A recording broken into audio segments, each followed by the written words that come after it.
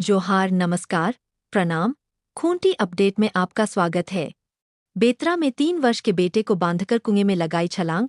दोनों की गई जान कर्रा थाना क्षेत्र के छाता पंचायत अंतर्गत सावड़ा गांव में 38 वर्षीय झालो बारला ने बेतरा में अपने 3 वर्ष के बेटे को बांधकर अपनी 2 बेटियों की आंखों के सामने कुएं में छलांग लगा दी, जिससे मां बेटा दोनों की जान चली गई।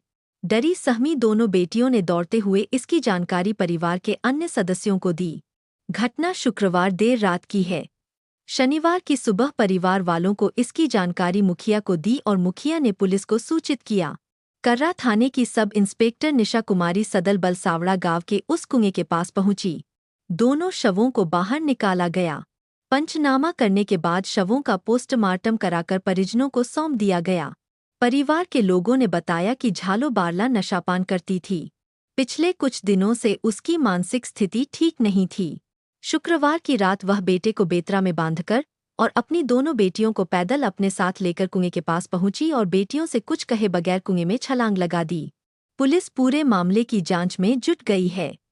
मृतका का पति बिजला बारला दिहाड़ी मजदूरी करता है। बीडीओ से की गई लिपिक की शिकायत कर्रा के सामुदायिक स्वास्थ्य केंद्र के आउटसोर्सिंग कर्मचारियों के द्वारा अस्पताल की लिपिक गीता कुमारी के खिलाफ एक शिकायत पत्र बीडीओ स्मिता नागेसिया को सौंपा गया है, जिसमें लिखा है कि गीता कुमारी आउटसोर्सिंग कर्मचारियों के साथ अच्छा व्यवहार नहीं करती, वेतन की कटौती भी करती हैं। पत्र की प्रति सिविल सर्जन और जिले के डीसी को भी प्रेषित किया गया है। पत्र में 69 कर्मचारियों ने हस्ताक्षर किया है। इधर गीता कुमारी का कहना है कि बायोमेट्रिक में अटेंडेंस के आधार पर आउटसोर्सिंग स्टाफ का वेतन भुगतान किया गया है। यह कार्य में सुधार लाने की एक पहल है और व्यक्तिगत तौर पर मेरे ऊपर लगाया गया आरोप बेबुनियाद है। 5 दिवसीय मधुमक्खी पालन प्रशिक्षण संपन्न जिला उद्यान कार्यालय के तत्वावधान में आयोजित 5 दिवसीय मधुमक्खी पालन प्रशिक्षण कार्यक्रम का समापन हो गया। समापन समारोह में उपायुक्त लोकेश मिश्रा एवं जिला परिषद अध्यक्ष मसीह गुड़िया के द्वारा 20 लाभुकों को मधुमक्खी पालन हेतु बॉक्स, कॉलोनी एवं अन्य आवश्यक सामग्री वितरित की गई। उपायुक्त लोकेश मिश्रा ने किसानों से संवाद किया। कृषि उत्पादों को फार्म से बाजार तक पहुंचाने में आ रही चुनौतियों पर चर्चा की। उन्होंने किसानों को मधुमक्खी पालन को व्यावसायिक रूप देने और इसे एक सशक्त उद्यम के रूप में अपनाने के लिए प्रेरित किया। प्रशिक्षण के अंतिम दिन लाभार्थियों को प्रमाण पत्र प्रदान किए गए। साथ ही प्रत्येक लाभुक को 20 से 20 मधुमक्खी बॉक्स, कॉलोनी एवं अन्य सहायक सामग्री का वितरण किया गया। वेबिनार के माध्यम से सस्ते और आसान कृषि ऋण की दी गई जानकारी। भारत सरकार ने किसानों के हित में एक महत्वपूर्ण कदम उठाते हुए संशोधित ब्याज सहायता योजना के तहत कृषि ऋण सीमा को 3 लाख से बढ़ाकर 5 लाख कर दिया है। यह घोषणा केंद्रीय बजट 2025 से 26 में की गई है, जिससे यह स्पष्ट होता है कि सरकार कृषि क्षेत्र को प्राथमिकता देने और किसानों की आय बढ़ाने के लिए प्रतिबद्ध है। केंद्रीय बजट 2025 से 26 में घोषित पहलुओं के प्रभावी कार्यान्वयन पर चर्चा करने हेतु कृषि और ग्रामीण समृद्धि विषय पर वेबिनार का आयोजन किया गया। इस वेबिनार का उद्घाटन प्रधानमंत्री नरेंद्र मोदी द्वारा किया गया। इस वेबिनार में देश भर के कृषि एवं किसान कल्याण विभाग, भारतीय रिजर्व बैंक, नाबार्ड, अनुसूचित वाणिज्यिक बैंक, क्षेत्रीय ग्रामीण बैंक, सहकारी बैंक और किसान प्रतिनिधियों ने ऑनलाइन माध्यम से भाग लिया। प्रधानमंत्री ने वेबिनार में कहा कि सरकार ने किसान क्रेडिट कार्ड योजना के तहत किसानों को सस्ते और आसान ऋण उपलब्ध कराने पर विशेष ध्यान दिया है। वर्तमान में 7 करोड़ 75 लाख किसान केसीसी के लाभार्थी हैं। इस योजना के तहत मिलने वाले अल्पकालिक ऋण पर केवल 4% की प्रभावी ब्याज दर लागू है।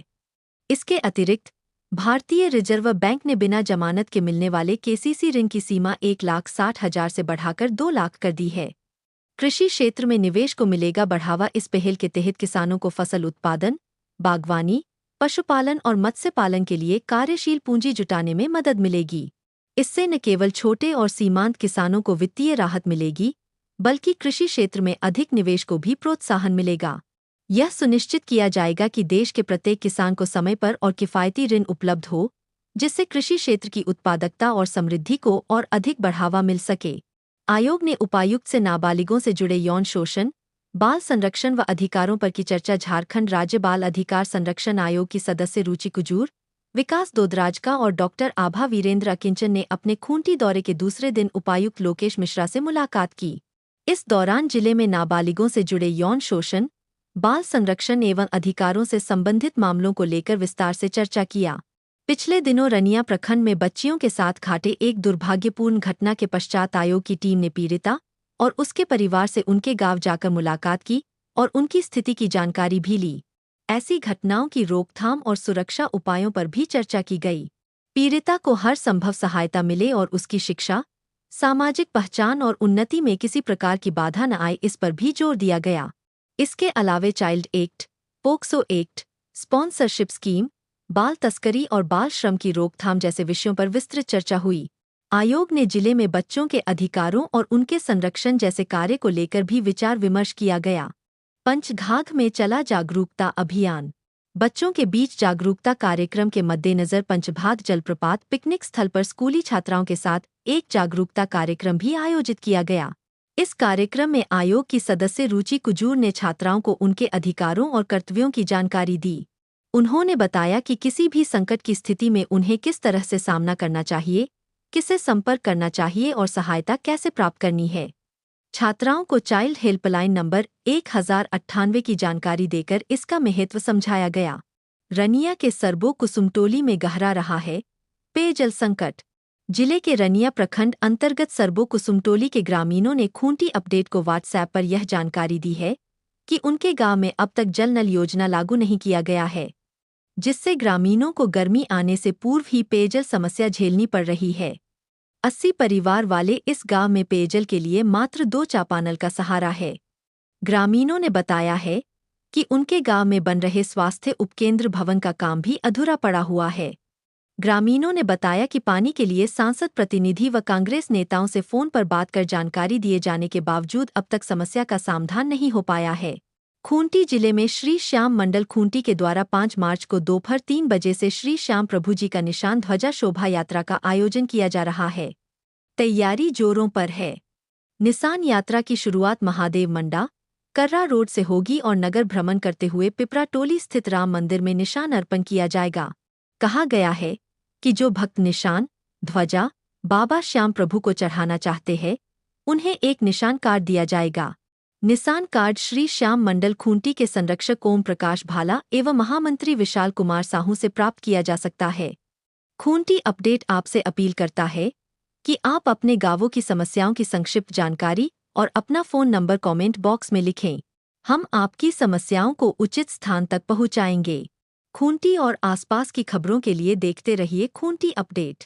आज दिनांक 01/03/25 को खूंटी जिला के रानिया थाना अंतर्गत ग्राम हरासुकु, तांबा, तेलीटोली, तुम्बुकेल में अवैध देसी महुआ शराब एवं जावा महुआ को विनष्ट किया गया। अर्की थानांतर्गत बीरबांकी बाजार में अफीम की खेती नहीं करने हेतु लोगों को जागरूक किया गया। सोयको थाना अंतर्गत ग्राम गुटुहातु में सामुदायिक पुलिसिंग तहत हॉकी स्टिक और जार्सी दिया गया। साथ ही स्थानीय महिला पुरुषों को डायल 112-1930, डायन बिसाही, साइबर अपराध, सड़क सुरक्षा, नशा मुक्त, महिलाओं के खिलाफ अपराध, बच्चों के खिलाफ अपराध, AHTU, पॉक्सो एक्ट एवं अवैध अफीम की खेती नहीं करने के बारे में जागरूकता अभियान चलाया गया।